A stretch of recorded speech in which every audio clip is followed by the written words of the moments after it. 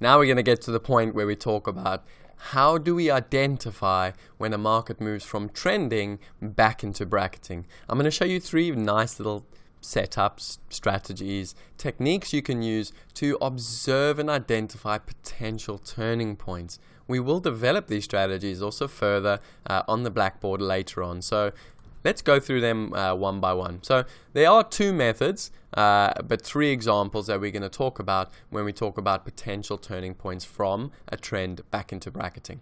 Now the first one is the less frequent one, which is a loss of momentum. So almost like, we have a flurry of force, some very strong initiative buying, and all of a sudden, prices are moving higher and higher and advertising higher and higher prices.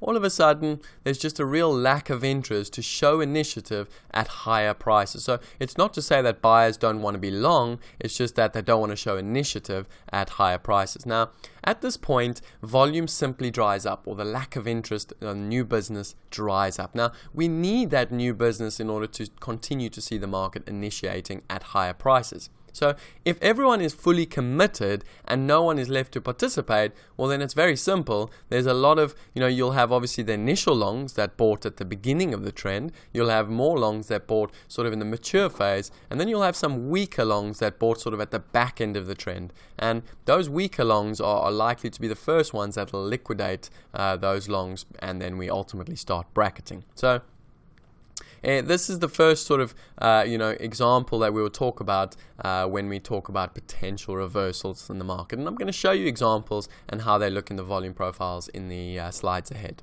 The next example is what we call an excess top. Again, this is probably the most frequent kind of top. As I would have spoken to you about in Module 1, this is the kind of top where we see a tail in the market, or we almost see the market goes from initiative, it runs into responsive other time frame players, and then quickly backs off as prices are being advertised at either a discount or a premium. So the market makes a dramatic move higher or low, so that's the initiative. Again, this can be on I don't like to say lower volume necessarily, but relatively okay volume. So nothing flash, nothing amazing. And what you then see is quite a quick reversal. And the setup I'm going to show you is called a V reversal, or an inverted V reversal. And so effectively we get quite a strong auction reversal process, and this can be done. It doesn't have to be on low volume, it can be on high volume, but we tend to see this done on relatively sort of average kind of volume. So this is our second kind of top, which we'll talk about. Now, a more sort of almost dramatic and exciting sort of excess top would be our third example. So just note, an excessive reversal can appear to be on high volume. So it can look as though something crazy is going on in the market, and there's a lot of aggressiveness, and there's almost aggressive trend. But the important thing to understand is the high volume isn't on the excess. In other words, it isn't from the buyers buying up and initiating at higher prices, but it's actually on these higher prices bringing in other responsive sellers. So, and again, vice versa, obviously it could be to the downside as well. So it's those higher prices being advertised that bring response from the other time frame, and that is what creates potential for high volume. But note again, this doesn't have to be on high volume, it can be on low or higher volume. Now, the more excessive and aggressive version of this, excess top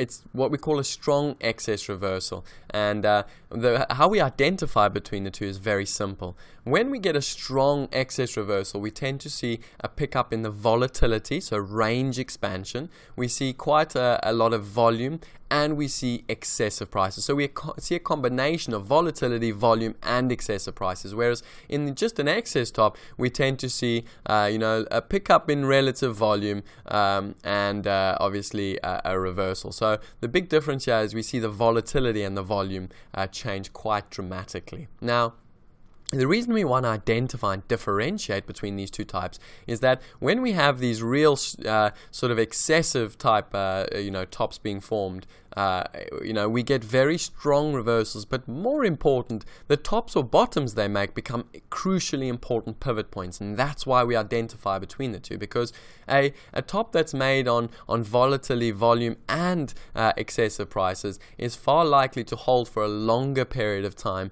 and it does usually signal almost like the end of a trending market. So that's why we want to differentiate between the two. Now, what we can say, which is important, and this is a phrase that quite a few sort of professionals like to use, is that highs and lows in market, in other words, longer term highs and lows. And again, I use the word longer term in a relative manner, okay? You could be a day trader, and it could be the high for the day. You could be a weekly trader or a monthly trader, and this could be that high. So highs and lows tend to be made on increased volatility. So what I'm trying to point out is that when we see this, extreme excess tops and bottoms, all right, they tend to be made on volatility, volume, and very, very excess prices, and they tend to hold for a long period of time. And that's why we definitely identify between the two types of excessive tops. So let's now go and have a look at what these examples are. I'm going to show you how all three of them look, and then hopefully you can develop a better understanding